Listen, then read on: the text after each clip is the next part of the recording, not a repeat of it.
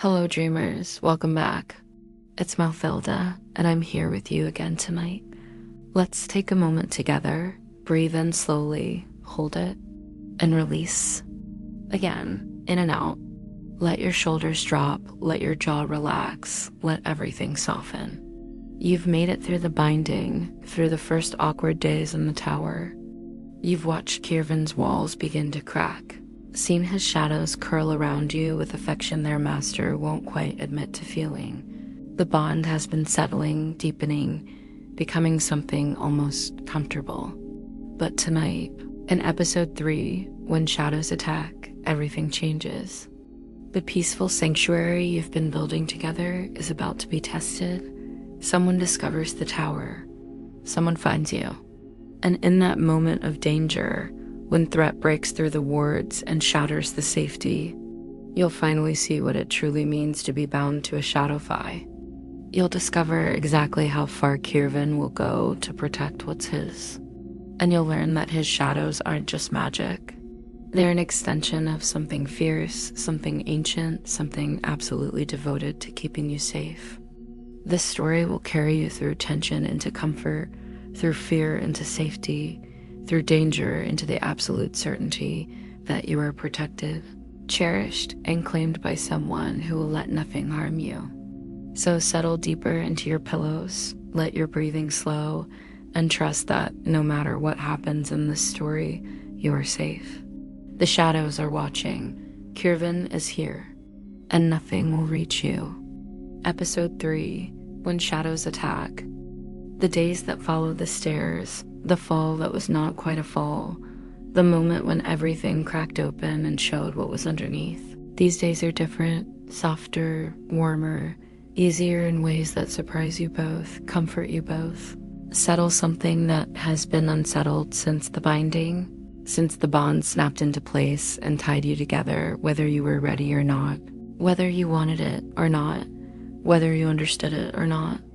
Kiervan is different now, not completely changed, not transformed, not suddenly open and warm and free with his feelings, his affection, his care, but different nonetheless, softer around the edges, less rigidly controlled, less determinedly distant, less committed to maintaining walls that have already been breached, already been cracked, already been shown to be insufficient against the simple truth that he cares, that he has been caring, that he will continue to care whether he admits it fully or not, whether he speaks it aloud or not, whether he is ready for it or not.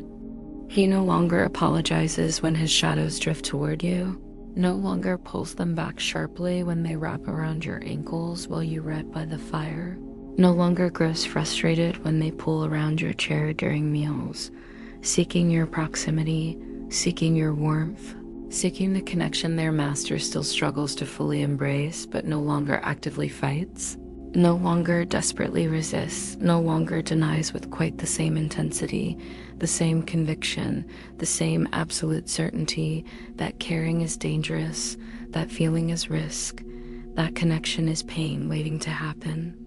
Instead, he simply watches them, his expression complicated, something between resignation and acceptance and perhaps, the very beginning of understanding that the shadows know something he is still learning, show something he is still discovering, reveal something he is still coming to terms with, slowly, carefully, gently, but inevitably, unavoidably, certainly.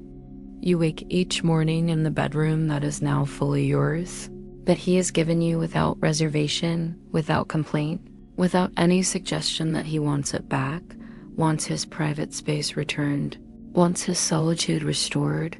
You wake to sunlight or cloudy skies or rain pattering against the windows, to the sounds of the tower settling, the forest breathing, Kiervan moving through spaces below, already awake, already tending to whatever tasks he has set himself, already existing in the world while you sleep, while you rest, while you recover from the exhaustion of bond settling, of life changing, of learning to exist in this new reality, this bound existence, this shared life. He has started leaving small things for you, nothing elaborate, nothing ostentatious. Nothing that could be mistaken for grand gestures or romantic offerings. Just small, practical kindnesses that speak of attention, of consideration, of awareness of what you need, what you like, what makes you comfortable. A cup of tea still warm beside the bed when you wake. Your favorite fruit on the breakfast table without you having mentioned it was your favorite.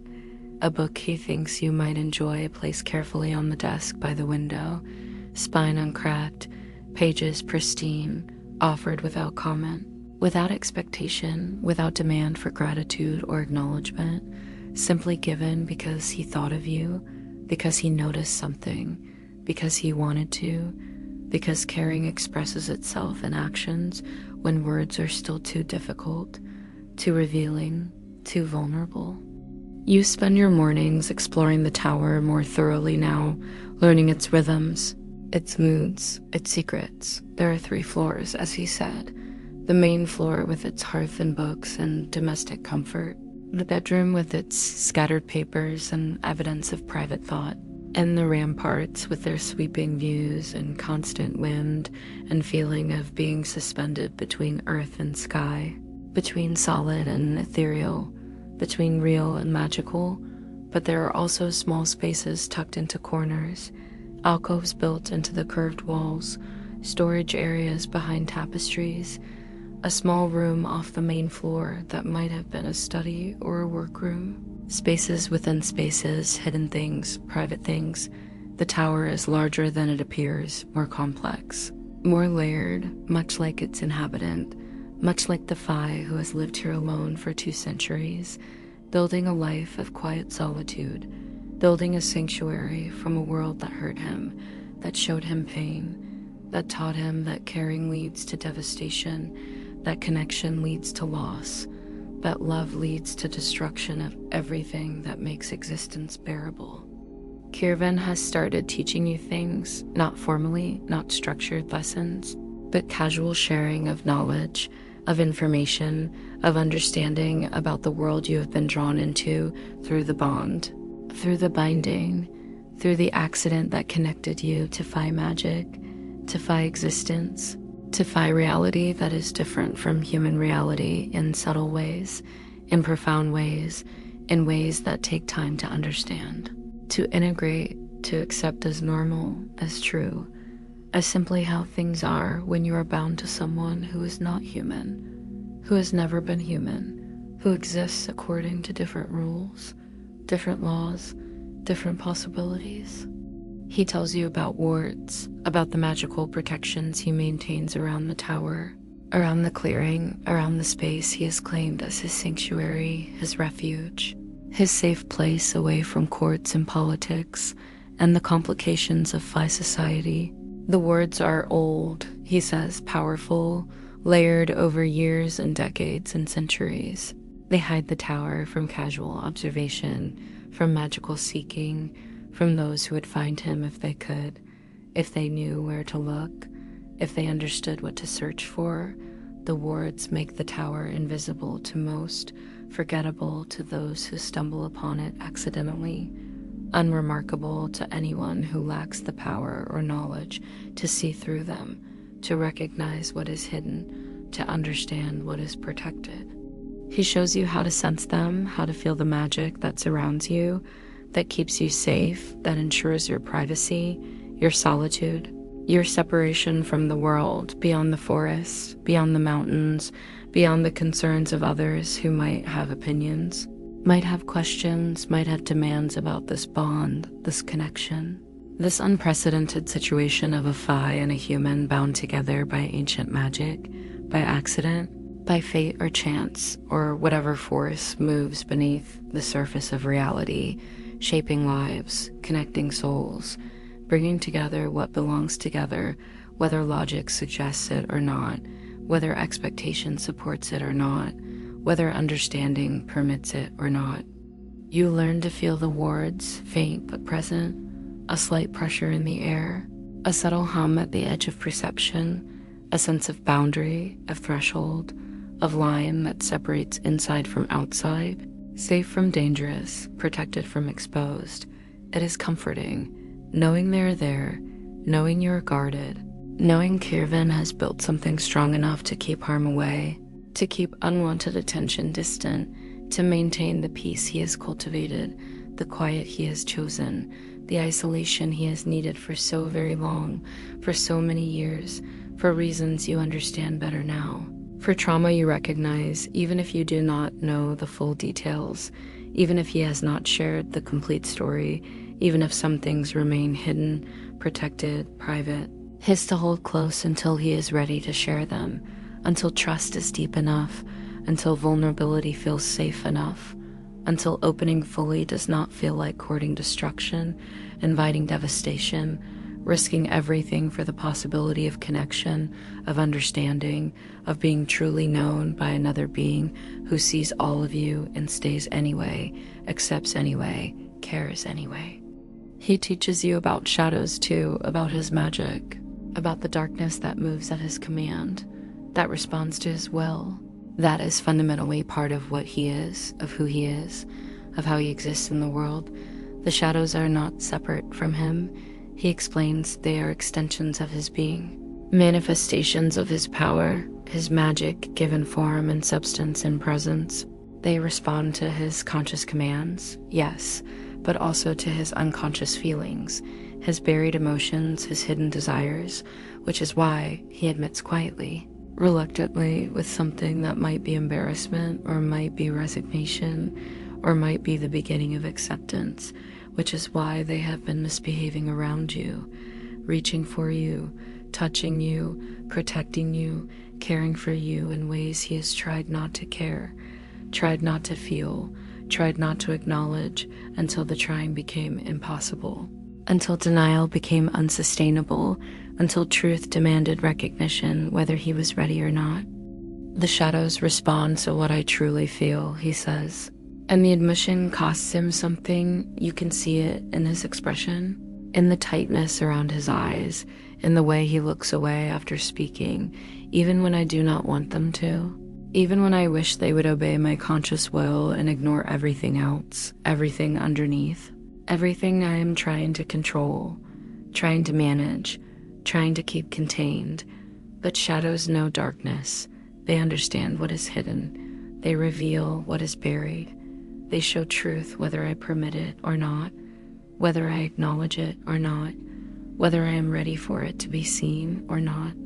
You watch his shadows as he speaks, watch them pool around his feet but also drift toward you, tendrils of darkness reaching, seeking, finding, wrapping gently around your wrist like a bracelet, like a caress, like a claim, and you see him notice, see his jaw tighten, see him deliberately choose not to pull them back, not to command them away, not to fight what they are showing, what they are revealing, what they are making obvious to anyone who looks, anyone who pays attention, anyone who understands that magic does not lie, cannot lie, will not lie. It simply is, simply shows, simply reveals what is true, whether words admit it or not, whether conscious mind accepts it or not, whether fear allows it or not. Afternoons are often spent together now, not always, not constantly, but more often than not. You find yourself in the same room as him, reading while he studies maps, sitting quietly while he tends the fire, existing in parallel, in proximity, in shared space that is comfortable now, easy now, natural now in ways it was not at first, in ways it could not have been when the bond was new.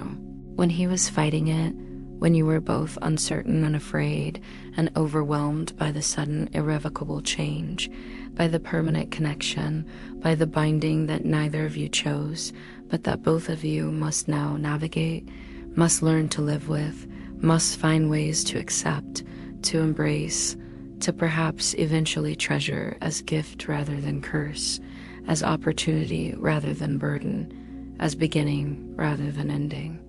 He asks you questions sometimes about your life before the binding, about your interests, your preferences, your experiences. He asks and then listens carefully to your answers, attentively, as if memorizing, as if cataloging, as if building a mental map of who you are.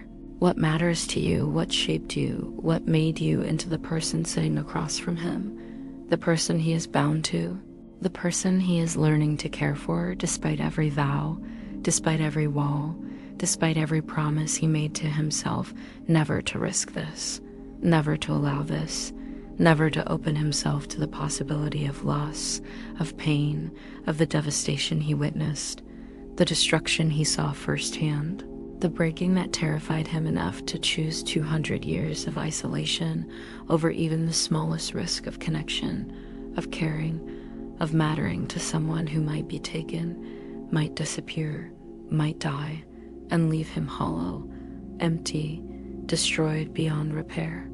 You ask questions too, more carefully, more tentatively, more aware that his past is painful, that his history is full of wounds that have not healed, that may never fully heal, that shaped him into someone who equates love with danger, connection with risk, vulnerability with invitation to devastation.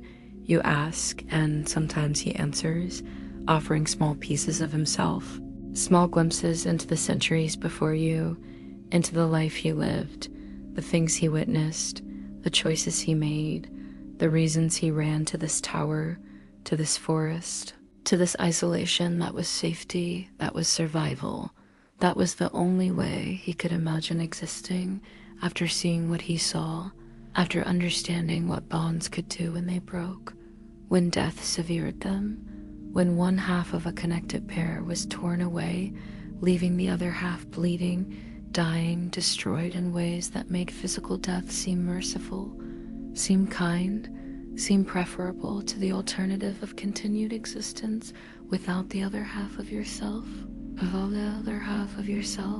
without the person who made you whole, without the bond that gave life meaning, structure, purpose, joy. Evenings are spent on the ramparts more often than not, watching the sunset, watching the stars emerge, standing close together, sometimes touching, his shoulder against yours, his hand occasionally brushing your arm, small contacts that are deliberate now, chosen now, permitted now. He is learning to touch you, learning to allow himself proximity, learning that closeness does not automatically lead to disaster, that caring does not immediately result in loss, that allowing someone to matter does not mean they will immediately be taken, destroyed, removed, that perhaps, possibly, this time might be different, this bond might be different, this connection might be the exception rather than the rule, might be healing rather than harmful, might be gift rather than curse, might be exactly what he needs, even though he spent 2 centuries convinced he needed nothing, no one, only himself, only isolation, only safety through distance, through absence, through refusal to engage with anything that could hurt him, harm him, break him beyond repair. He tells you about the stars every evening, his voice soft and steady and hypnotic in the gathering darkness, pointing out constellations, explaining myths, sharing stories that are thousands of years old, stories that were old when he was young, stories that will endure long after both of you are gone, long after this tower has crumbled, long after the forest has changed, long after everything immediate and temporary and earthly has faded, transformed, been forgotten. The stars remain, constant and eternal, and there's comfort in that, peace in that, reassurance that some things last, some things endure, some things survive everything, every loss, every pain, every devastation. The stars have witnessed it all and continue shining, continue existing, continue offering beauty and pattern and light and darkness, hope and despair, constancy and chaos. His shadows wrap around you both during these evening vigils, gentle and protective and increasingly possessive. They bind you together in ways that are becoming familiar, comfortable, welcome. They are warm now, not cold.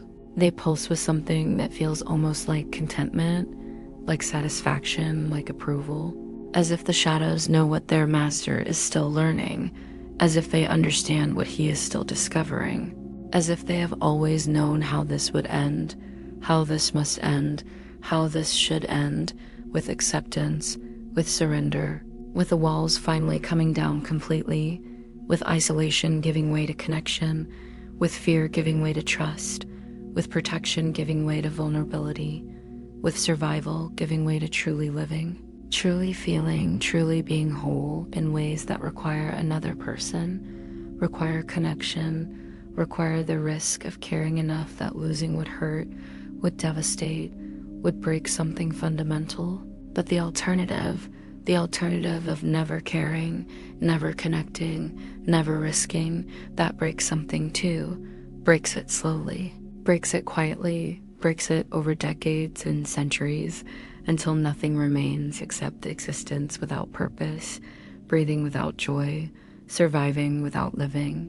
And that, perhaps, is worse than the risk, worse than the vulnerability, worse than the possibility of loss, because loss is at least proof that something mattered, something was real, something was worth having, even if having it meant risking losing it, even if caring meant risking devastation, even if loving meant risking destruction. A week passes like this, maybe more, maybe two. Time is measured differently now. Measured in conversations and shared meals and evening stars, rather than days and hours and minutes.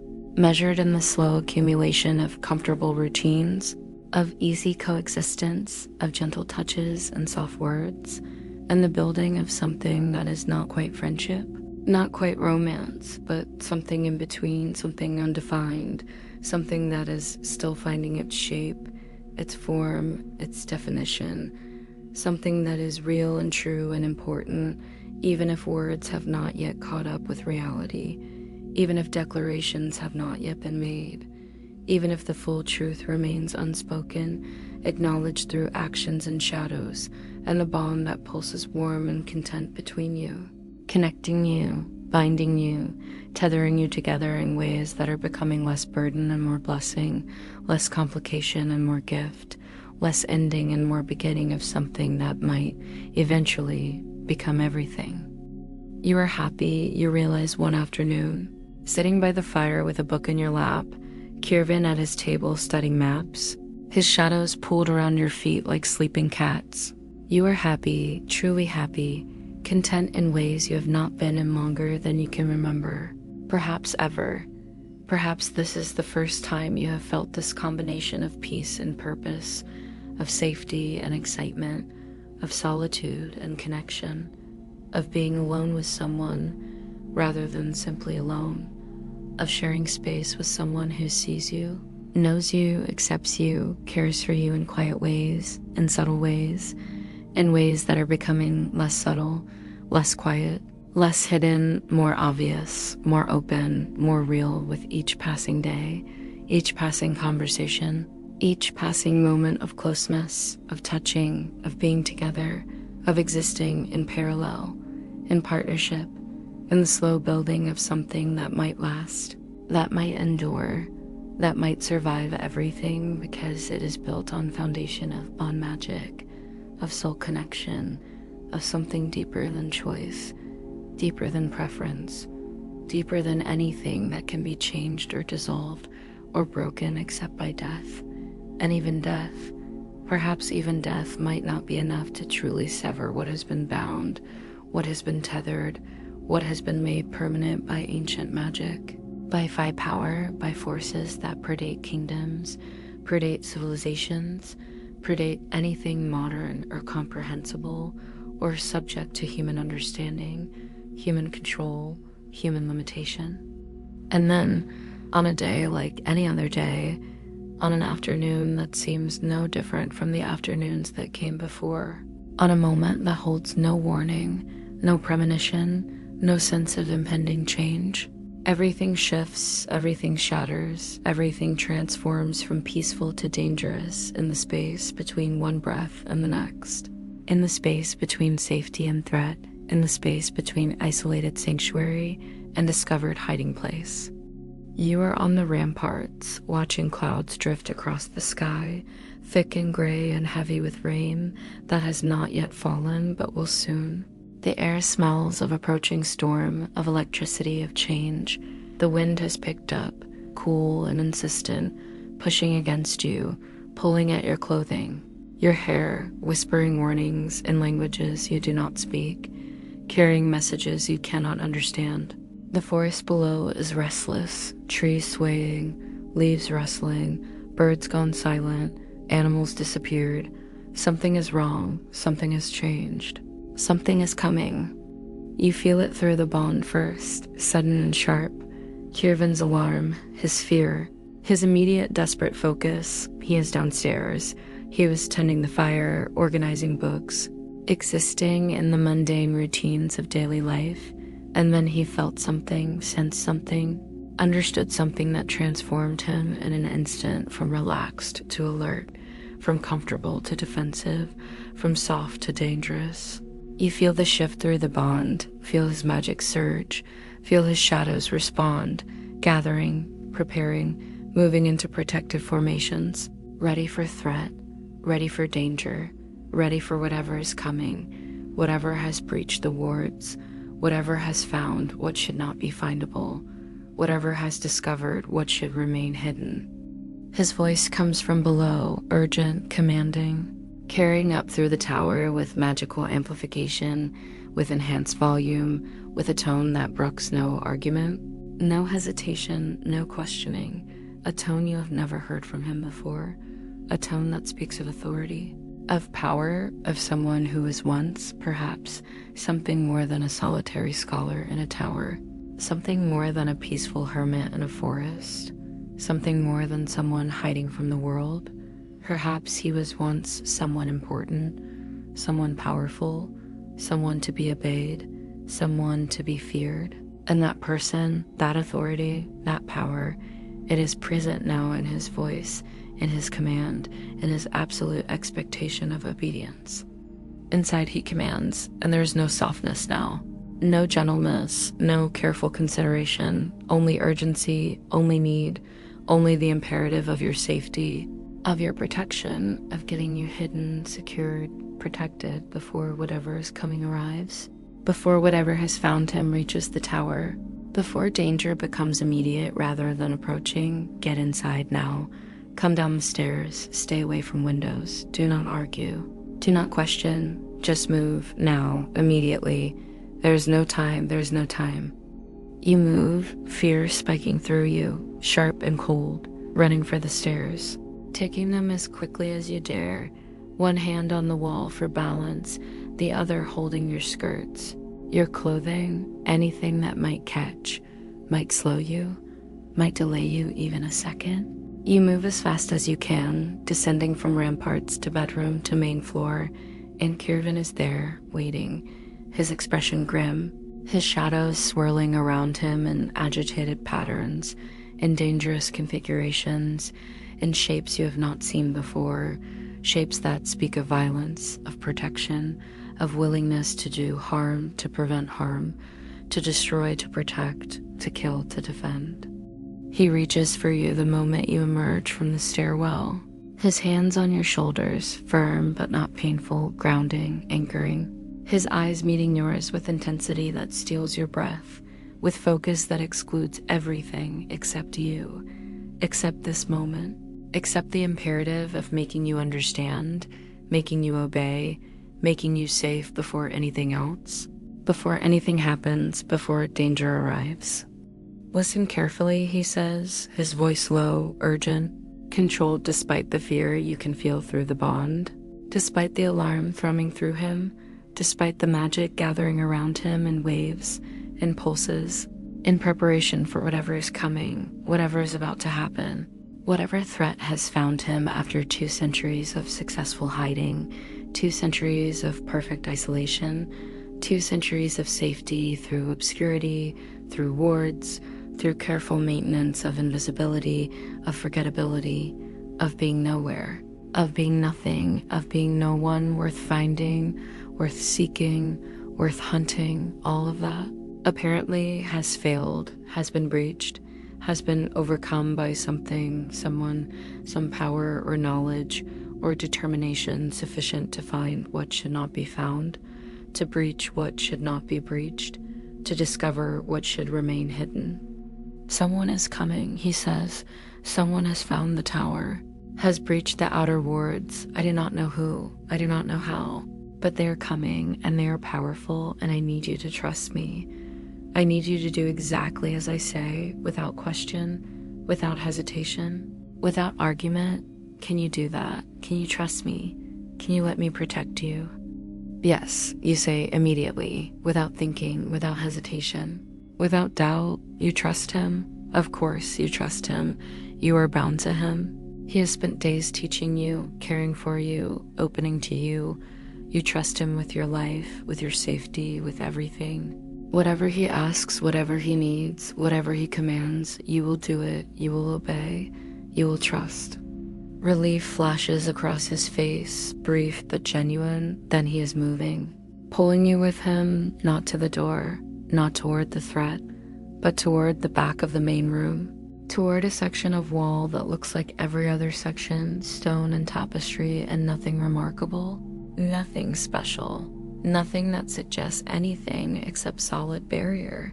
But he touches the stone in a specific pattern, a specific sequence, and the wall shifts, transforms, reveals itself as illusion, as glamour, as magic disguising what is real, disguising what is there, disguising a small space, a hidden alcove, a secret room built into the tower's bones, built into its structure, built for exactly this purpose, for hiding, for protection, for keeping precious things safe when danger comes, when threat arrives, when sanctuary is breached.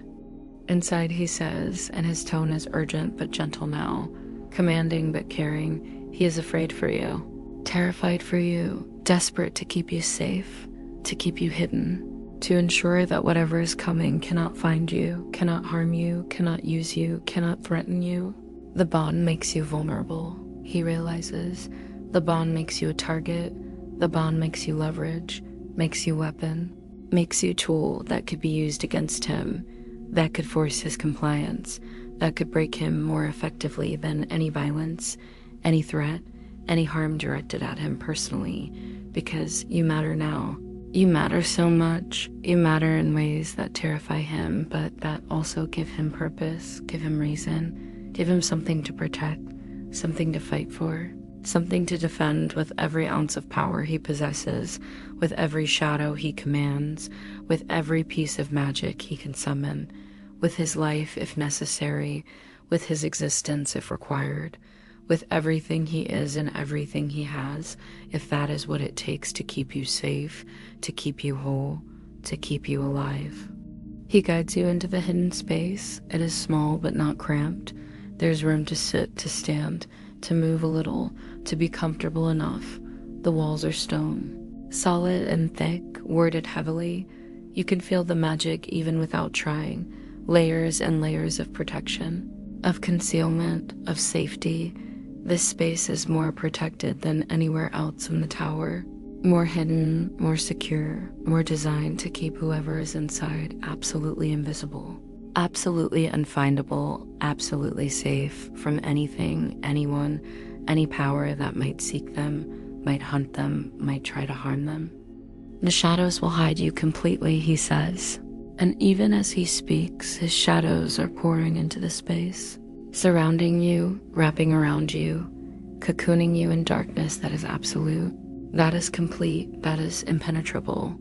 You cannot see through it, cannot see anything except shadow, except darkness, except black that is solid and liquid simultaneously, that is cool and warm simultaneously, that is comforting and alien simultaneously.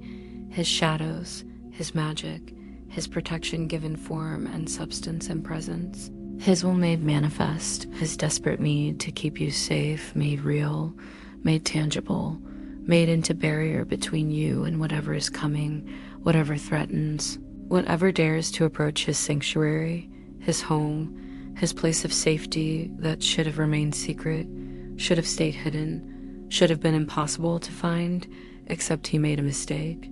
He must have made a mistake. He must have let something slip, must have failed somehow to maintain perfect obscurity, perfect invisibility, perfect absence. And now someone is here. Someone has found him. Someone knows where he is, and that means danger. That means threat. That means everything he has built, everything he has maintained, everything he has protected for 2 centuries is at risk, is compromised, is potentially destroyed. You will not be able to see, he continues, his voice tight with control, with forced calm, with the effort of speaking normally when fear is screaming through him, through the bond, through every connection between you. But you will be able to hear, faintly, you will know what is happening. If something happens to me, if I fall, if I fail, the shadows will release you. They will guide you out of the tower. They will take you somewhere safe, somewhere far from here.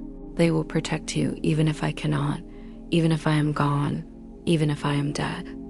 No, you start to protest, but he touches your face, his hand cool against your cheek, gentle despite the urgency, despite the fear, despite the desperation. Trust me, he says again, please. Trust me to handle this. Trust me to protect you. Trust me to keep you safe. I need to know you are secure. I need to know you are hidden. I need to know you are protected before I face whoever is coming, before I deal with whatever this is, before I risk anything, everything. I need you safe first. I need you safe always. I need you safe more than I need anything else, more than I need myself safe, more than I need my own survival. Your safety is everything. Your life is everything. You are everything. The words are confession, our declaration, our admission of what he has been fighting, what he has been denying, what he has been trying not to feel, not to acknowledge, not to accept.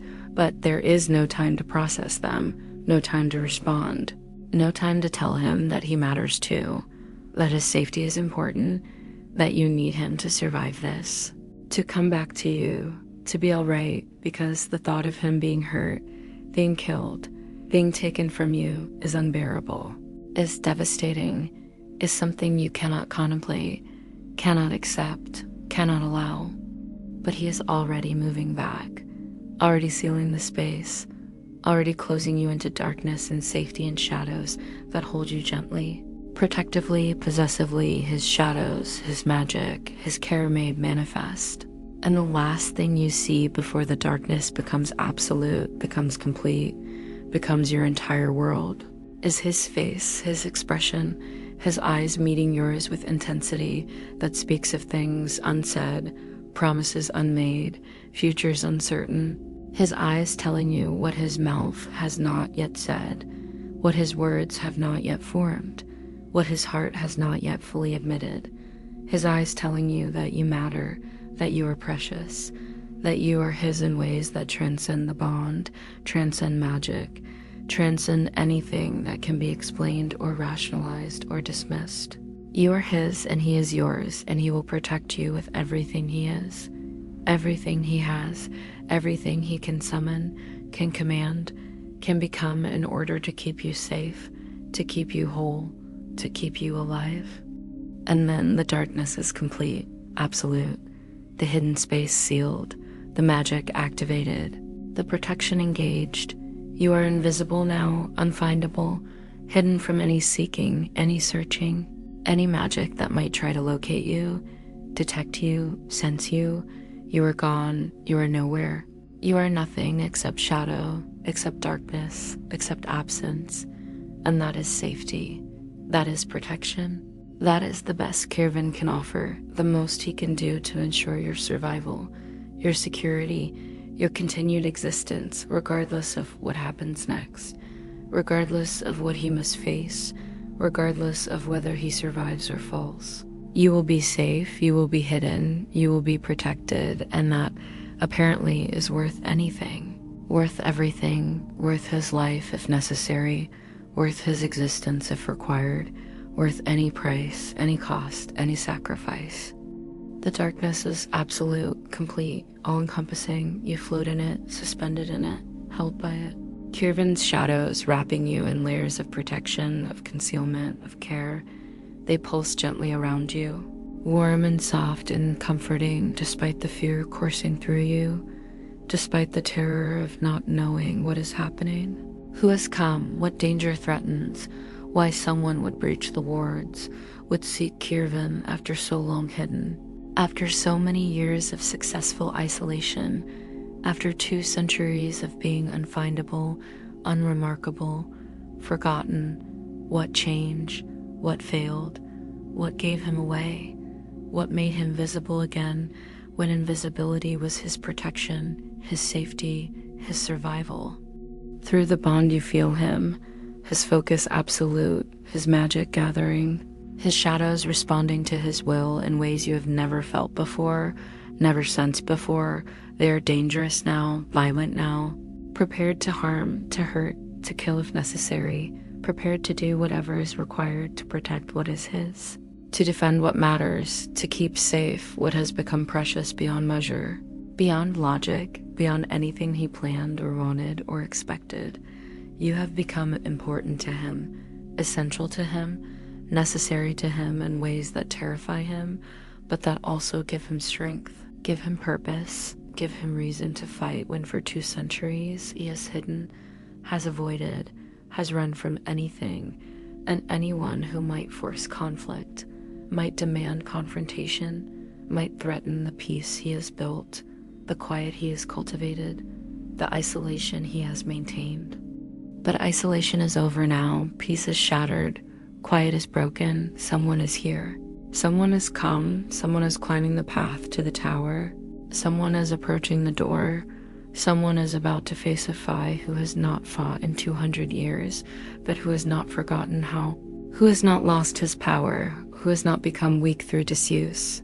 Only careful, only controlled, only committed to avoiding conflict rather than incapable of engaging in it. And now conflict has found him, has come to him, has forced his hand, has made confrontation unavoidable, necessary, imperative. You hear it, faint through the shadows, through the stone, through the layers of magic and protection and concealment. You hear the knock on the door, 3 measured strikes, deliberate, purposeful, announcing presence, demanding acknowledgement, expecting response. The knock is not aggressive, but it is confident, certain. It is the knock of someone who knows they will be answered, knows they will be admitted, knows they have right to be here, right to demand entry, right to expect cooperation. And that confidence, that certainty, that is almost more frightening than aggression would be, because it speaks of power, of authority, of someone who is accustomed to compliance, to obedience, to getting what they want, regardless of what others want, regardless of what others need, regardless of what others have built to avoid exactly this situation, exactly this confrontation, exactly this breach of sanctuary. You hear Kiervan's voice, muffled by distance and shadow and magic, but audible, recognizable. His tone is cold, controlled, absolutely devoid of welcome, of invitation, of any hint that the visitors wanted. Accepted, tolerated. Who are you and how did you find this place? He demands, and there is power in his voice now. Authority. The voice of someone who was once important, once powerful, once someone who commanded rather than hid, who led rather than isolated, who existed at the center of things rather than at the edges and the margins and the forgotten corners where no one looks, no one seeks, no one cares. Another voice responds, unfamiliar, male, smooth and cultured and carrying its own authority, its own power, its own certainty. The voice of someone accustomed to being heard, being heeded, being obeyed. I am Theron, he says. And the name apparently means something, apparently should be recognized, apparently carries weight because you feel Kiervan's reaction through the bond, feel his surprise, his alarm, his immediate calculation of risk, of danger, of exactly how bad this situation is. How much trouble has found him, how great the threat is to you, to him, to the sanctuary he has built, to the peace he has maintained, to everything he has created, everything he has protected, everything he values. Theron continues, I am emissary from the Misty Court. I have been seeking you for some time. Your words are excellent, truly masterful, but bonds have signatures, magical resonance. They can be tracked if one knows how.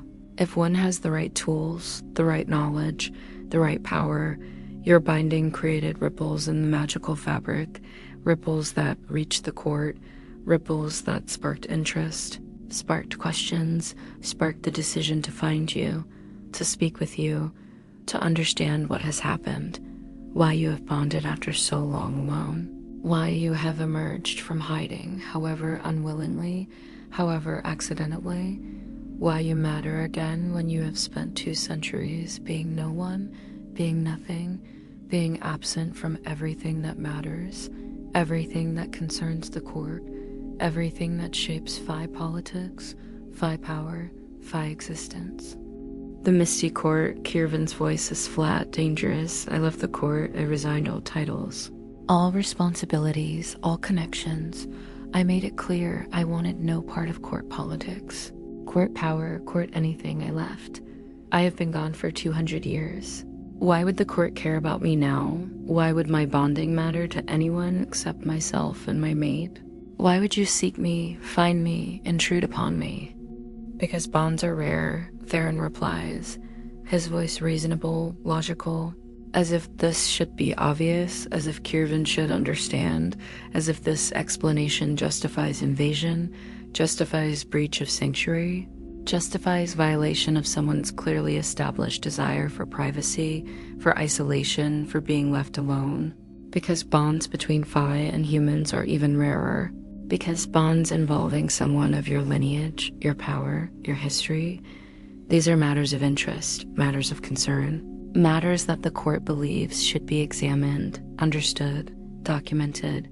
You cannot simply vanish for 2 centuries and then bond to a human and expect the court to ignore it, to pretend it does not matter, to allow you continued isolation when you have created something unprecedented, something that raises questions, something that demands answers, cooperation, compliance with court interest, court needs, court curiosity.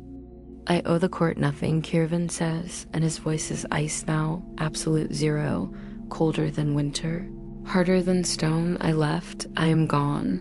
What I do, who I bond with, how I live my life. These are not court concerns, these are not court business. These are private matters, personal matters.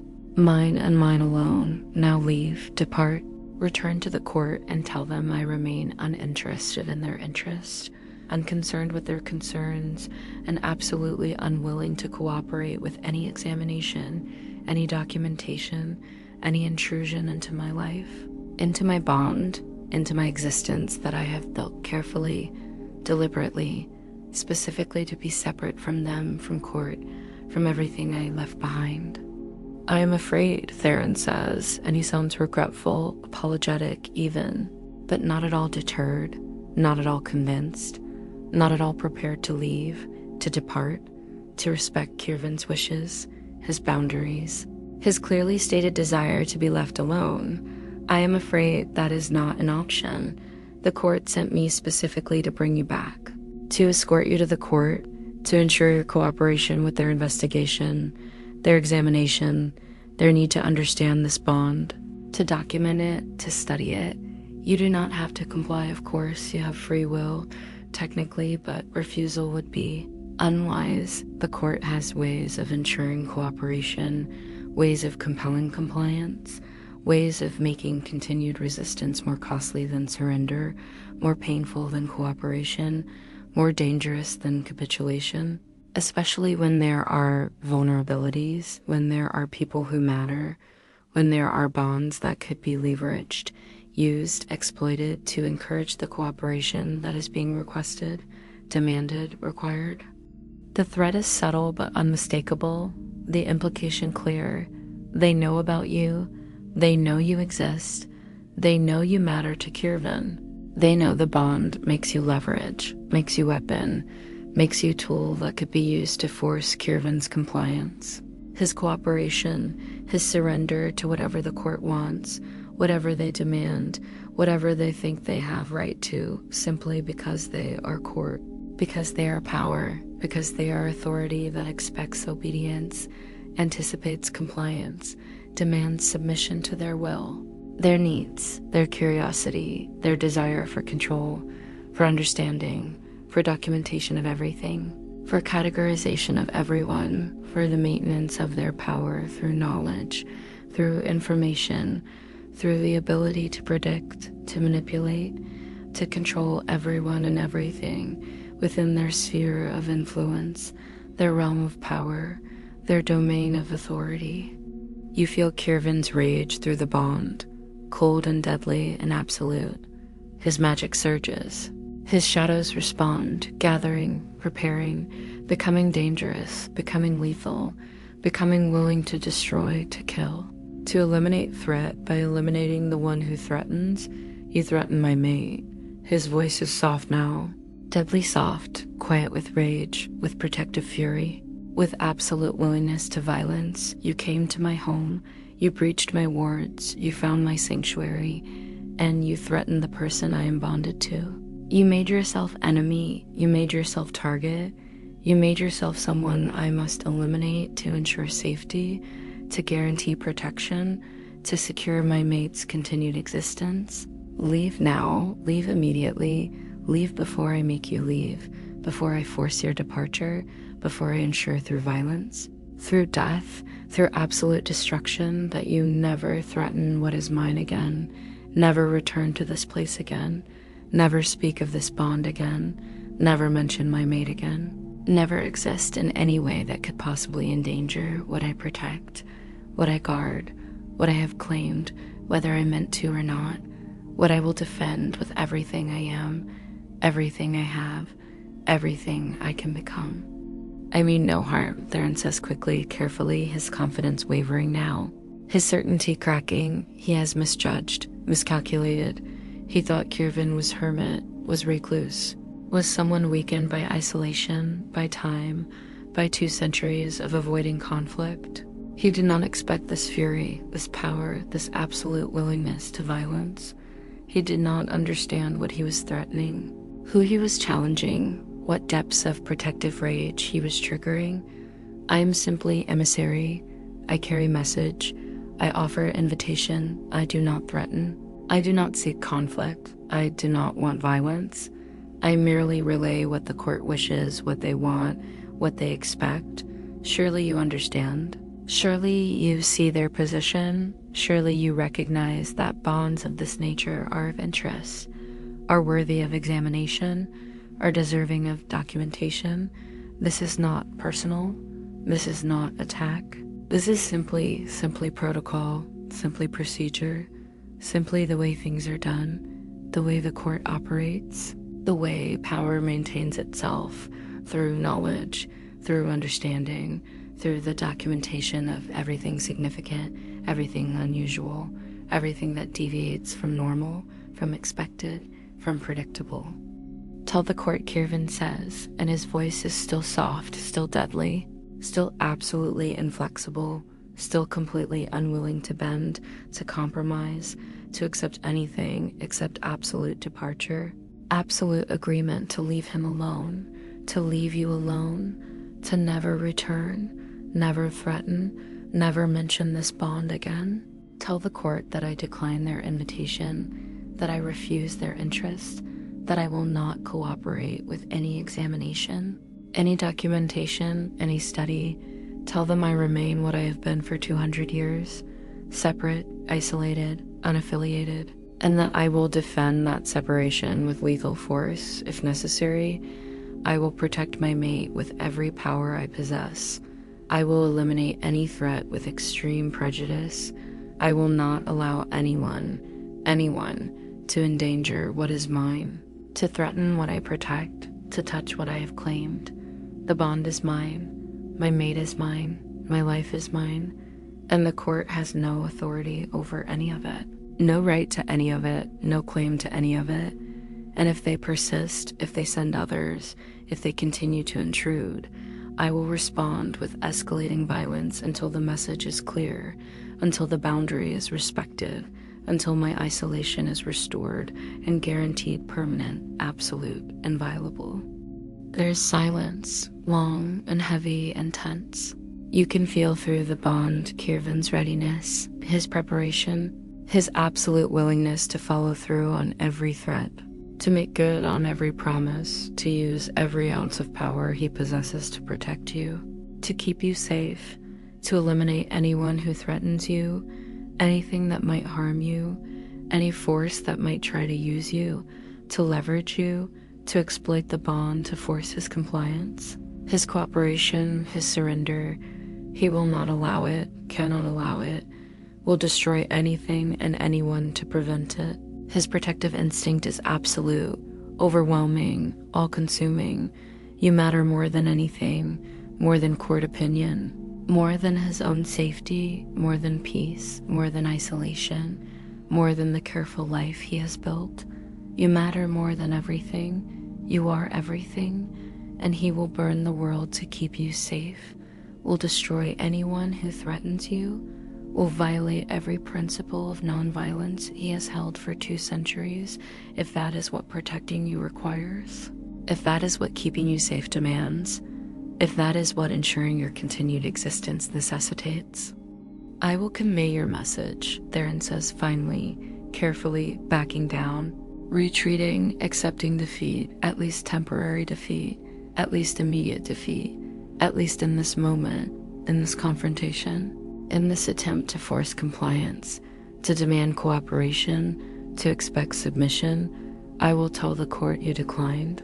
I will report your position. I will relay your unwillingness to engage. But I must warn you, the court does not accept refusal easily, does not forget those who defy them, does not allow defiance to stand unopposed. They may send others, they may try again, they may escalate their efforts to secure your cooperation, your compliance, your participation in their documentation, their examination, their study. Resisting may bring consequences you have not considered, may create problems you are not prepared for, may endanger what you seek to protect by drawing more attention, more interest, more pressure than simple compliance would have generated. Then they may try, Kiervan says, his voice still cold, still hard, still absolutely unwilling to compromise, and they will fail, and anyone they send will receive the same message with escalating emphasis, with increasing clarity, with greater violence until the message is finally received, finally understood, finally accepted. I am not available, I am not interested, I am not willing, and I'm dangerous when protecting what is mine. Lethally dangerous, destructively dangerous, dangerous enough that the cost of forcing my cooperation will exceed any benefit the court might gain from studying this bond, from examining this connection, from documenting this unprecedented situation. Now leave, now, immediately, before my patience expires completely, before my control breaks, before I decide that eliminating you prevents future problems, prevents further threats, prevents anyone else from knowing this place was found, this location was discovered, this sanctuary was breached. Your death ensures your silence, ensures you cannot report precise location, ensures you cannot guide others here, and I am considering that option very seriously, considering whether permanent silence is worth temporary violence, whether your death prevents worse problems, worse threats, worse dangers. So leave now, while I am still allowing you to leave, while I am still choosing to let you live, while I'm still restraining the impulse to eliminate threat absolutely, permanently, finally. Footsteps retreat quickly, hurriedly. Theron is leaving, departing, fleeing perhaps. He has understood finally, has recognized finally, has accepted finally that Kiervan is serious, is dangerous, is absolutely willing to kill to protect, to preserve, to maintain the safety of his mate, his bond, his chosen existence. The footsteps fade, grow distant, disappear, and then there is silence, heavy and complete, broken only by Kiervan's breathing, harsh and fast, by his heart racing, by his magic still surging, still ready, still prepared for violence, for conflict, for anything. Long minutes pass, endless minutes, terrifying minutes. You wait in darkness, in shadow, in concealment, waited to be released, waiting for confirmation that danger has passed, that threat is gone, that it is safe to emerge. to be visible, to exist again, waiting for Kiervan to determine that you can be revealed, can leave hiding, can return to the world from the shadow realm he has enclosed you in, protected you with, kept you safe inside. Finally, the shadows begin to thin, to lighten, to release their grip. Kiervan's will pulling them back, commanding their withdrawal, permitting their emergence, and light returns, dim but present. The hidden space becomes visible again, the room beyond, the tower, reality, Kiervan standing in the opening, his hand outstretched, his expression strained, exhausted, but relieved, so relieved, because you are safe, you are whole, you are unhurt, because the threat passed without touching you, without harming you, without even knowing you were there, hidden in shadow, protected by his magic, kept safe by his power, his will, his absolute commitment to your survival, your security, your continued existence. You emerge from the hidden space on shaking legs, trembling with adrenaline, with fear, with the aftermath of terror, of helplessness, of being concealed while danger threatened, while Kiervan faced unknown threat alone, while the possibility of violence, of death, of losing him hung in the air, unresolved, uncertain, terrifying. He catches you as you stumble, his arms coming around you immediately, firmly, pulling you against him, holding you close, holding you tight, and you can feel him trembling too, feel his heart racing against your cheek, feel his breath unsteady, feel his control cracking, breaking, dissolving now that the threat is past, now that you are safe, now that he can allow himself to feel the fear he could not afford during the confrontation, during the threat, during the moment when everything could have gone wrong, could have ended in violence, could have resulted in loss and harm, in exactly the devastation he has spent 2 centuries avoiding, preventing, running from. His shadows wrap around you both, binding you together. They are agitated still, protective still. They swirl and pulse and refuse to settle, refuse to calm. They feel his fear, his desperate relief, his overwhelming need to hold you, to confirm you are real, are whole, are safe, are his, are still here, are not taken, not harmed, not lost, not gone. I am sorry, he says, his voice rough, shaking, muffled against your hair. I am so sorry. I thought the words were sufficient. I thought I was hidden completely. I thought we were safe. I thought no one could find us, could breach the protections, could locate the tower. I miscalculated. I failed. I put you in danger. I brought threat to your door by being who I am, by being what I am, by having the history I have, the connections I have, the significance I have apparently failed to completely erase despite 2 centuries of trying, of hiding, of attempting to become no one, to be nothing, to matter to no one. And now you are at risk because of me, because of what I am, because of my past, because I exist, and therefore you are endangered, threatened, vulnerable in ways you would not be if you were bonded to anyone else, anyone normal, anyone without history, without significance, without the attention of courts and powers that seek to control everything, to document everything, to possess knowledge of everything that might matter, might be significant, might be useful. This is not your fault, you say firmly, finding your voice, finding your strength, finding the ability to speak past the fear, past the trembling, past the shock of what just happened, what almost happened, what could have happened if Kiervan had been weaker, less powerful, less absolutely committed to protecting you regardless of cost, regardless of consequence, regardless of what violence it might require, what threats it might necessitate, what fury it might demand. This is not your fault.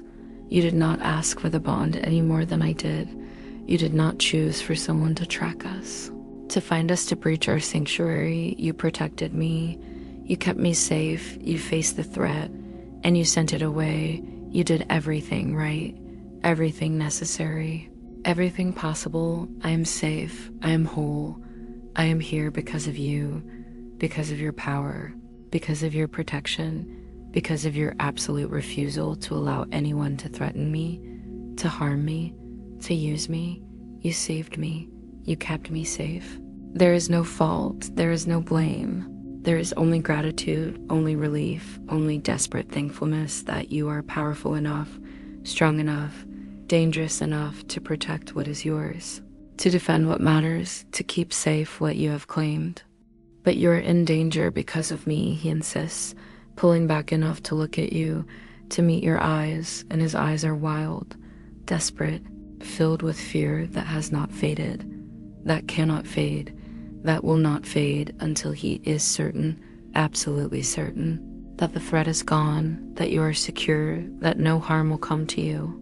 Not now, not ever, not while he lives, not while he has power, not while he has breath to fight with, strength to protect with, will to defend with. They know about you now. They know you exist. They know you matter to me. They will use that knowledge. They will exploit that information. They will threaten you to control me.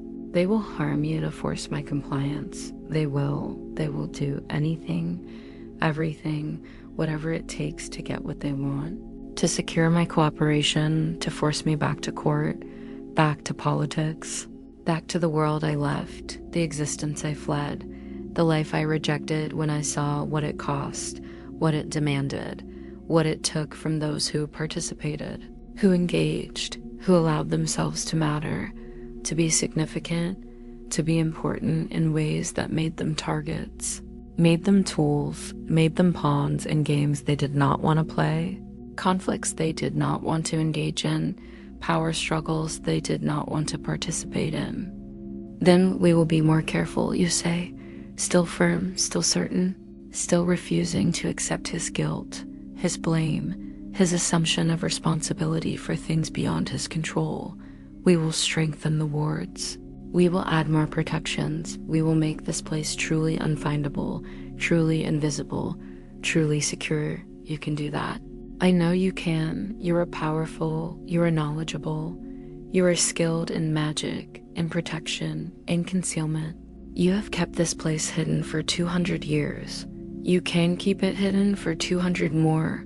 For however long we need, for however long we have for the rest of our lives, if necessary, we will be safe, we will be careful, we will be vigilant together, not you protecting me alone, but both of us protecting each other, both of us watching for danger, both of us maintaining security, both of us ensuring our sanctuary, remains safe, remains ours. But what if it is not enough, he says, and his voice breaks slightly. What if they persist? What if they send more emissaries? Stronger ones, more powerful ones? What if they decide I am too dangerous to leave alone, too significant to ignore? What if they send force, send violence, send overwhelming power to compel my compliance, to force my cooperation, to drag me back to court regardless of my wishes? My boundaries, my clearly stated desire to be left alone. And what if you were hurt in that conflict? What if you were harmed trying to protect me, trying to help me, trying to defend against threats that you should never have to face, that you should never have to concern yourself with? What if keeping you means endangering you? What if protecting you requires distancing myself from you? What if ensuring your safety demands I leave, I go? I surrender myself to the court's demands so that they leave you alone, leave you safe, leave you unharmed and unbothered and free from the complications of my past, my significance, my existence. No, you say immediately, absolutely, without hesitation, without doubt. No, you do not get to leave me. You do not get to sacrifice yourself. You do not get to make unilateral decisions about our bond. Our connection, our future, we are bonded permanently, irrevocably. I am bound to you and you are bound to me, and that means we face dangers together. We solve problems together, we make decisions together. You do not get to protect me by abandoning me, by leaving me, by removing yourself from my life, as if that would make anything better. As if that would make me safer, as if losing you would be acceptable price for physical security, for freedom from court attention. For peace purchased with your absence, your suffering, your surrender to demands you have resisted for 200 years, to requirements you left everything to avoid, to expectations you built an entire life around refusing. No, absolutely not. Unacceptable, unthinkable, unbearable. We are together. We stay together. We will face whatever comes together. And if the court persists, if they send more threats, if they escalate their demands, then we will respond together. We will resist together. We will fight together if necessary, but we will not separate, will not split, will not allow fear to divide us, will not let threats drive us apart. The bond is permanent. The connection is forever. And that means we are a unit, a partnership, a team, together always, regardless of what dangers come, what threats emerge, what complications arise from your past, from your significance, from your existence. Kiervan stares at you, something shifting in his expression, something breaking open, something surrendering finally, completely. He has been so afraid, so terrified of caring, of mattering, of allowing someone to be important enough that losing them would break him, would destroy him, would leave him hollow and empty and unable to function. And now here you are. Here you have been all along, refusing to be protected through distance, refusing to be saved through absence, refusing to be kept safe through his sacrifice, his surrender, his capitulation to demands he has resisted successfully for 2 centuries. You are refusing his protection if protection means losing him. You are rejecting his sacrifice if sacrifice means separation. You are denying his plan if his plan involves distancing himself from you, removing himself from your life, surrendering himself to the court to secure your safety, your freedom, your peace.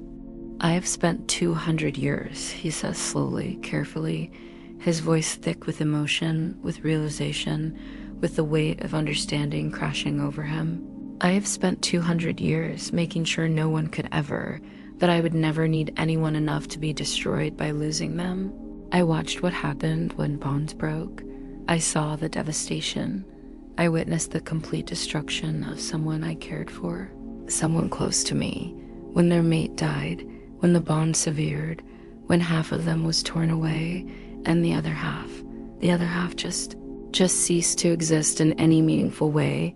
They survived, but they were not alive. They breathed, but they did not live. They existed, but they were empty. Hollow, broken beyond repair, beyond healing, beyond any hope of recovery. And I decided, I swore, I promised myself that I would never risk that. Never allow anyone to matter that much.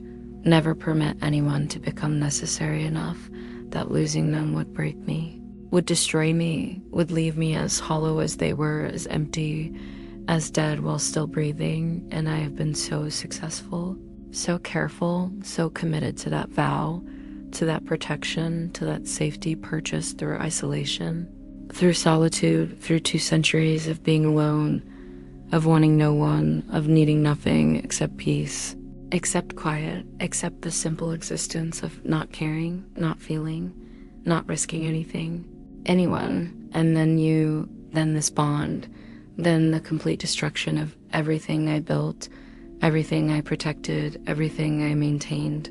Because you're here and you matter and I need you, and losing you would destroy me exactly as I feared. Exactly as I have spent 2 centuries preventing, exactly as I swore would never happen to me, never touch me, never break me. But you say gently you are already at risk. You're already vulnerable. You're already in the exact situation you were trying to avoid.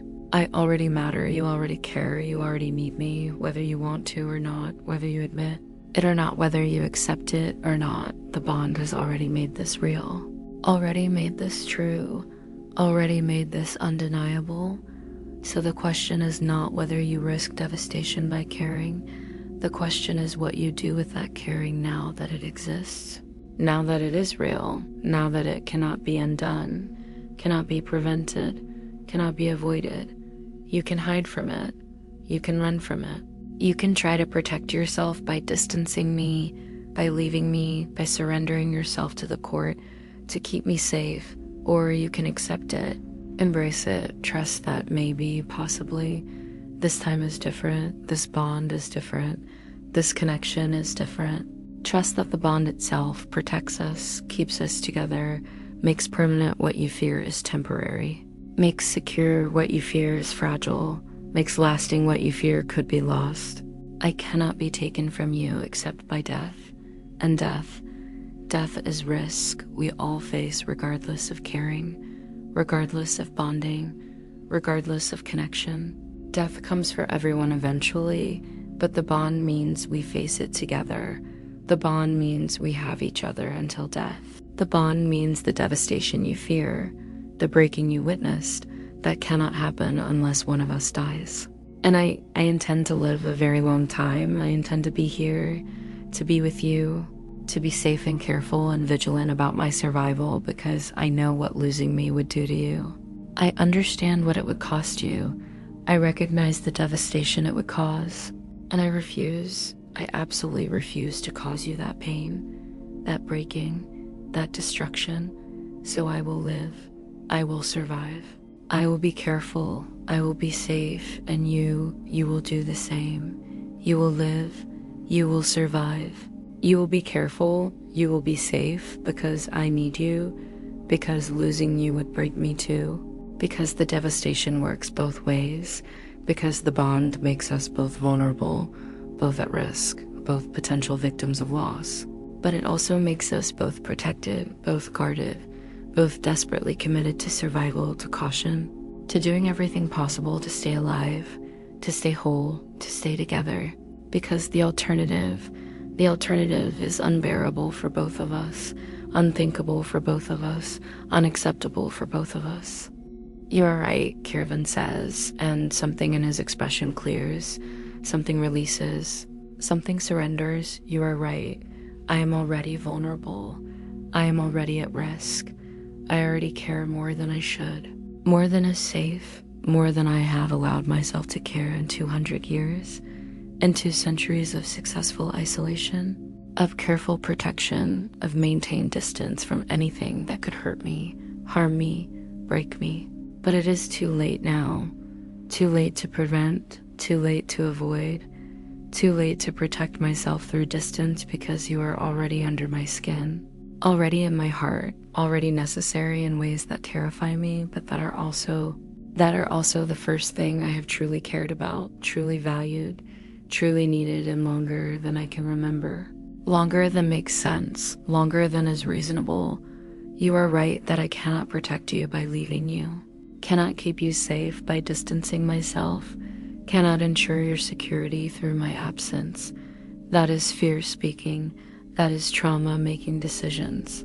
That is old pain trying to prevent new pain by avoiding everything, by refusing everything, by rejecting everything that could matter, that could hurt, that could break me if it was lost. But you're also right that we are bonded, that we are permanent, that we are tied together in ways that make separation impossible, that make abandonment unworkable, that make solitary protection futile. We are together, we must be together, we will be together. And if that means risk, if that means vulnerability, if that means facing the possibility of loss, of devastation, of breaking, then I will face it. I will accept it. I will embrace it, because the alternative of pushing you away, of leaving you, of trying to protect you through absence, that is not protection, that is not safety, that is just another form of destruction, another form of breaking, another form of losing what matters. Except this time, the loss would be chosen, would be self-inflicted, would be me destroying what I value most to protect it from potential destruction, which is insane, which is cowardice, which is fear controlling me, ruling me, making decisions for me. And I am done being controlled by fear, by trauma, by old pain that has nothing to do with you, with us, with this bond that is real and present. And mine, you are mine, and I am yours, and we will face whatever comes together. Together, not separately, not distanced, not protected through isolation, but through connection, through unity, through the simple fact that we are stronger together than apart, safer together than separated, better together than alone. And I need you. I need you to be here. I need you to be close. I need you to be safe.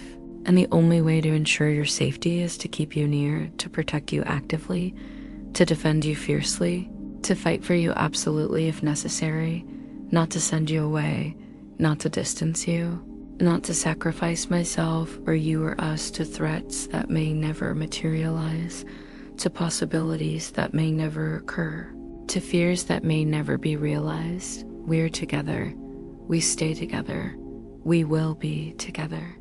His voice breaks on the last words, emotion, overwhelming control, fear, and relief, and acceptance and surrender, all mixing together, crashing over him. Through him, around him, his shadows pulse with it, his magic surges with it, the bond thrums with it, and you hold him, wrap your arms around him. Pull him close, pull him tight, hold him while he trembles, while he shakes, while he allows himself to feel everything he has been suppressing, everything he has been denying, everything he has been fighting for days, for weeks, for however long since the bond snapped into place and began the slow, steady work of cracking open walls built over 2 centuries, of breaking down defenses constructed to survive trauma, of dismantling protections that were safety once, but that have become prison. Isolation, slow death of everything that makes existence more than mere survival, more than simple breathing, more than just enduring. You hold him, and he holds you, and the shadows wrap around you both, and the bond pulses warm and strong and certain between you, connecting you, binding you, tethering you together in ways that are permanent, irrevocable, unchangeable. You are his, and he is yours, and nothing, not courts or threats or fears or trauma or old pain or new danger. Nothing can change that. Nothing can break that. Nothing can dissolve what has been bound, what has been sealed, what has been made permanent by magic older than kingdoms, older than civilizations, older than anything temporary, anything changeable, anything subject to mortal will, mortal choice, mortal limitation. Eventually, slowly, you both calm, the fear fades, the adrenaline dissipates, the terror of what almost happened, what could have happened, what might still happen, it recedes. It becomes manageable. It becomes something you can live with, something you can face, something you can prepare for rather than something that paralyzes, that overwhelms, that makes thinking impossible, planning impossible, functioning impossible. Kiervan pulls back slowly, reluctantly, his arms still around you but looser now, giving you space to breathe, to move, to exist as separate being, even while holding you close, even while keeping you near, even while refusing to let you go completely, to release you entirely, to stop touching you even for a moment. He needs the contact, needs the confirmation that you are real, are here, are safe, are his, are not taken, not harmed, not lost, not gone. We need to strengthen the words, he says, his voice steadier now, more controlled, more practical, more focused on action, on problem solving, on addressing the threat through preparation rather than fear, through planning rather than panic. I thought they were sufficient, but clearly they are not. Clearly the bond created signature I did not anticipate. Clearly my isolation has been compromised in ways I did not predict. I need to add layers, need to incorporate new protections, need to make this place truly unfindable, not just difficult to locate, but impossible. Not just unlikely to be discovered, but absolutely secure against any seeking, any searching, any magical tracking, regardless of power, regardless of knowledge, regardless of determination. I can do it. I know how. I have been studying wards for 2 centuries. I understand protection magic. I comprehend concealment. I can make us invisible, truly invisible, completely invisible, safe, protected, secure. I will help, you say, because you want to contribute, want to participate, want to be part of the solution rather than just the problem. Just the vulnerability, just the weak point that must be protected, defended, kept safe through Kiervan's efforts alone. I do not know ward magic, but I can learn. You can teach me. I can assist. I can be part of our protection rather than just the thing being protected. We are partners. We are bonded. We should both contribute to our safety, our security, our continued existence. He looks at you, something softening in his expression, something warming, something opening further. Yes, he says quietly, yes, I will teach you. I want to teach you. I want you to understand the protections, to know how they work, to be able to maintain them, to strengthen them, to repair them if necessary. I want you to be capable, to be skilled, to be powerful in your own right, not just protected, but able to protect, not just defended, but able to defend, not just safe, but able to ensure safety, yours and mine, ours together. He takes your hand, laces his fingers through yours, his touch cool but gentle, his grip firm but not tight, holding, connecting, affirming, and he leads you to the table, to his maps, to his books, to the materials he uses for ward work, for protection magic, for the constant maintenance of the barriers that have kept him hidden, kept him safe, kept him isolated for so long, for so many years, for 2 centuries of successful invisibility, successful absence, successful being nowhere, being nothing, being no one worth finding, worth seeking, worth hunting. We will start tomorrow, he says. Tonight, I just need you close. I need you near. I need to know you are safe. I need to feel through the bond that you are here, you are whole, you are mine. I need to not be alone with the fear, the terror, the absolute overwhelming panic of almost losing you, of almost being unable to protect you, of almost facing exactly what I have spent 2 centuries avoiding, preventing, running from. I need you. The admission costs him. You can see it, feel it, sense it through the bond. Admitting need is vulnerability, is weakness, is everything he has trained himself not to do, not to feel, not to express. But he says it anyway, offers it anyway, gives you this truth despite how much it costs, despite how difficult it is, despite how much it goes against everything he has been, everything he has built, everything he has protected through isolation, through distance, through refusal to need anything, anyone, for so very long, for too long, for centuries of successfully being self-sufficient, self-contained, self-protecting, needing nothing external, nothing outside himself, nothing that could be taken, could be lost, could be used against him. Then I am here, you say simply, squeezing his hand, holding tight, affirming connection, affirming presence, affirming that he is not alone, not anymore, not ever again while you live, while you exist, while you are bound to him. I am here, I will stay here, I will be close, I will be near, however you need it. I am yours, you are mine, we are together, we will remain together, tonight and tomorrow and every day after. For as long as we have, for as long as the bond lasts, for as long as we both live, I am here, I am not going anywhere.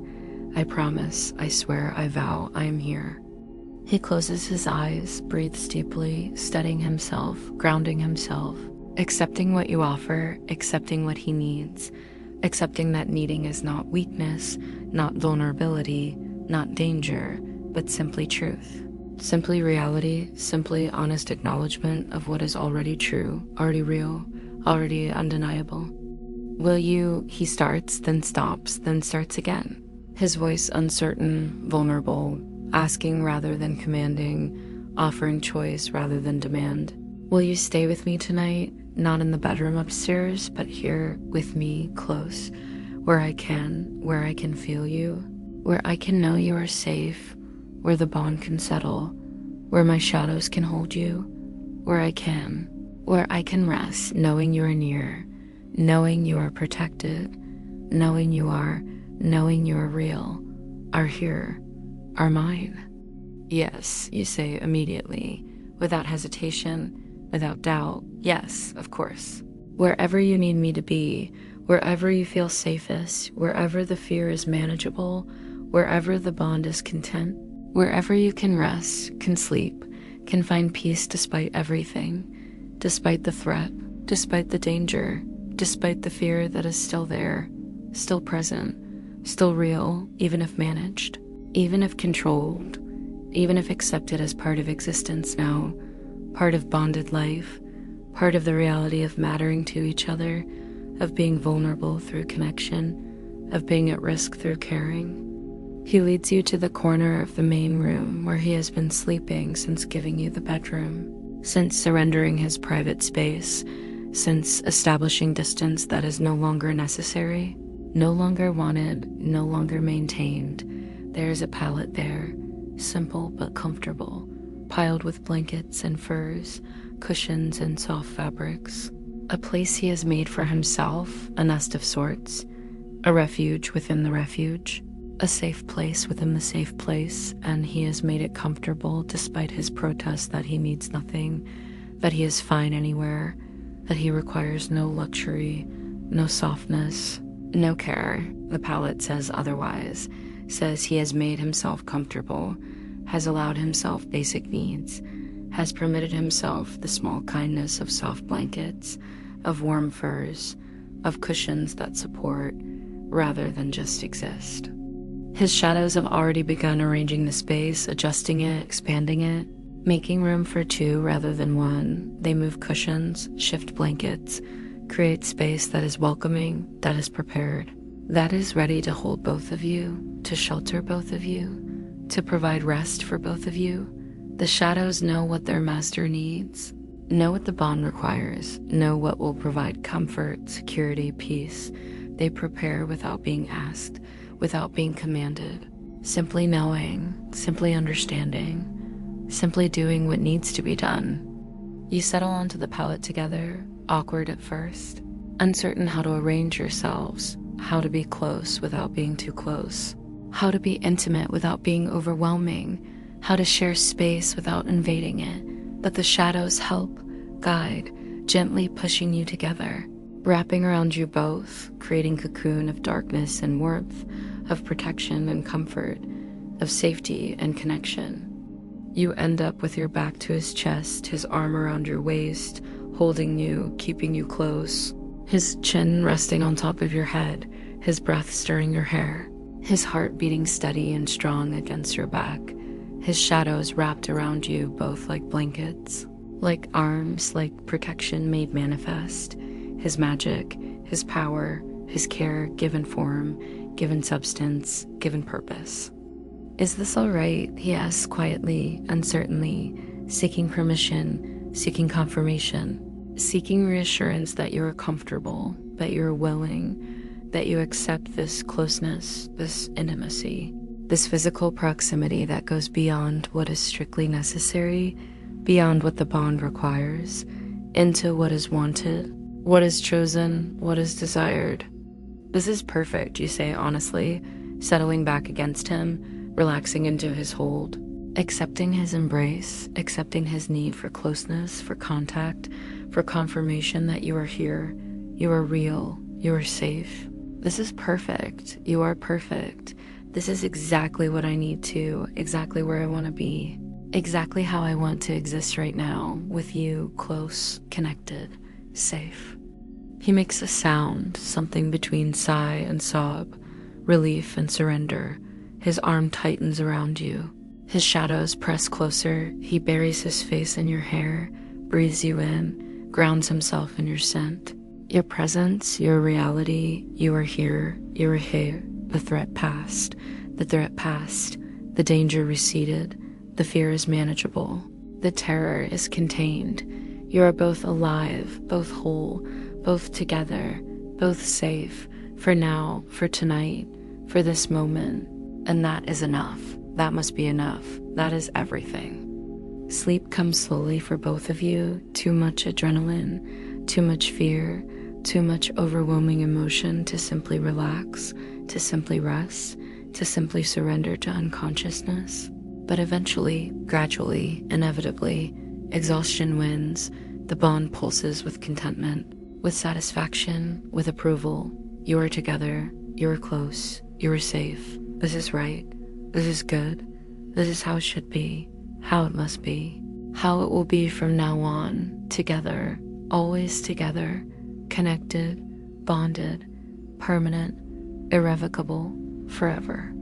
You drift off to the sound of Kiervan's breathing, to the warmth of his body, to the strength of his arm, to the protection of his shadows, to the certainty of the bond, to the knowledge that whatever comes, whatever threatens, whatever dangers emerge, you will face them together, you will resist together, you will survive together, because you are bonded, because you are connected, because you are his and he is yours, and nothing can change that, nothing can break that, nothing can destroy what has been bound, what has been sealed, what has been made permanent by forces older than fear, stronger than trauma, more enduring than pain. Kiervan stays awake longer. You feel it through the bond, feel his vigilance, feel his watchfulness, feel his absolute commitment to ensuring your safety, your security, your continued peaceful rest. He watches over you while you sleep, holds you while you dream, protects you while you are vulnerable, guards you while you are unaware. His shadows keeping constant watch, his magic maintaining constant awareness, his bond sense monitoring constant confirmation that you are well, are whole, are safe, are his. And perhaps, possibly, while you sleep and he watches, while you rest and he guards, while you dream and he protects, perhaps he allows himself to think it, to feel it, to acknowledge what he has been fighting, what he has been denying, what he has been terrified to admit. Perhaps in the darkness, in the quiet, in the safety of you sleeping unaware, he allows himself to acknowledge that he loves you, truly loves you, completely loves you, has been loving you perhaps from the moment the bond snapped into place, perhaps from the moment he caught you on the stairs, perhaps from the moment you refused to let him sacrifice himself, perhaps from the very beginning when you were simply terrified human who accidentally bound yourself to him, and he was furious, isolated Phi who wanted nothing to do with bonds, with connection, with anything that threatened his carefully maintained solitude, his carefully protected isolation, his carefully constructed safety through distance, through absence, through being no one, needing nothing, caring about nothing. But he cares now, he needs now, he is someone now. You're someone, you're bonded, your mate, your partner, your love, even if the word remains unspoken, even if the declaration remains unmade, even if the full truth remains hidden behind walls that are crumbling, that are breaking, that are falling piece by piece, day by day, moment by moment, revealing what was always there, what was always true, what was always inevitable. He loves you, and perhaps, possibly, in the peaceful darkness of this night after the threat, after the fear, after the desperate need to protect, to preserve, to keep safe what matters most, what matters more than anything, what matters more than survival, more than safety, more than the 200 years of isolation he maintained so carefully, so deliberately, so absolutely. Perhaps tonight is the night he finally, fully, completely accepts it, acknowledges it, surrenders to it. He loves you, and he will protect you, and he will keep you safe, and he will be with you, always, forever, until death. And perhaps even death will not be enough to break what has been bound, to sever what has been connected, to destroy what has been made permanent by magic, by fate, by the simple, undeniable truth that you belong together. You were always meant to be together. The bond simply made obvious what was already true, made real what was always possible, made permanent what was always destined. The night deepens, the fire burns low, the shadows settle, the tower is quiet, peaceful, safe. The words hold, strengthened by Kiervan's renewed focus, by his desperate need to protect, by his absolute commitment to ensuring that no threat ever reaches you again, that no danger ever touches you, that no harm ever befalls what is his, what he claims, what he loves, even if the word remains unspoken, even if the declaration remains unmade, even if the truth remains hidden behind the last crumbling fragments of walls built over 2 centuries, over lifetimes, over ages of fear, of trauma, of self-protection through isolation, through distance, through refusal to care, to need, to love. But the walls are falling, crumbling, dissolving, destroyed not by force, but by gentle persistence, by patient presence, by your simple refusal to leave, to distance, to accept protection through absence, by your insistence on staying, on being close, on facing everything together rather than separately, by your absolute commitment to the bond, to the connection, to him, to being his as he is yours, to building something real, something true, something lasting from the accident that bound you, the mistake that connected you, the fate that brought you together, whether you were ready or not, whether you wanted it or not, whether you understood it or not.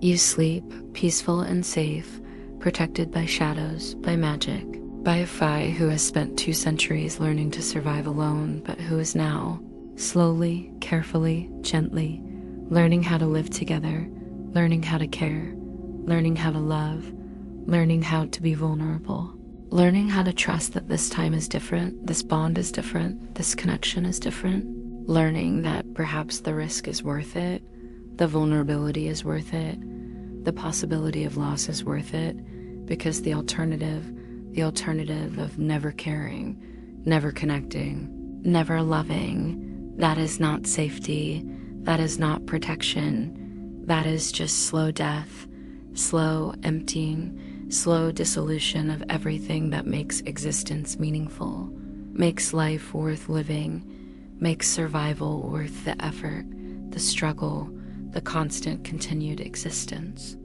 Kiervan holds you through the night, watches over you through the darkness, protects you through every breath, every moment, every second, his shadows keeping vigil, his magic maintaining awareness, his bond sense confirming constantly that you are well, are safe, are his, are here, are not gone, not taken, not lost. You are here, you are real, you are precious beyond measure, beyond price, beyond anything he has ever valued, ever protected, ever fought for.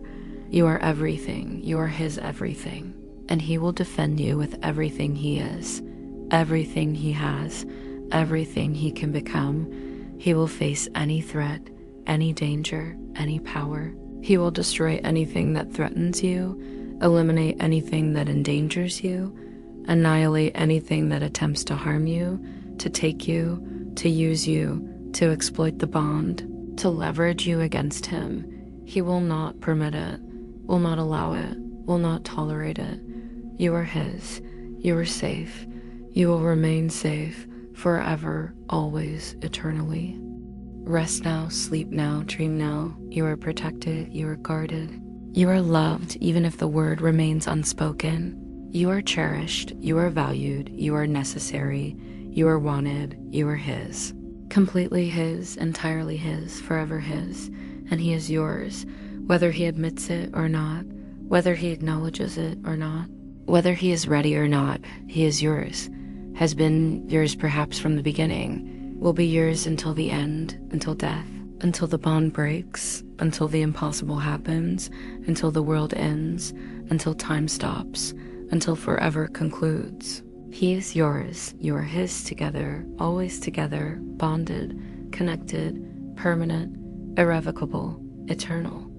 Sleep in his arms, rest in his protection, dream in his care, trust in his love, even though the word remains unspoken, the declaration unmade, the full truth hidden behind the last fragments of walls that are crumbling, that are falling, that will soon be gone completely, leaving him open, vulnerable, exposed, but also free, also whole, also truly living for the first time in 2 centuries, for the first time since he decided safety was worth more than connection, worth more than love, worth more than everything that makes existence beautiful, meaningful, worthwhile.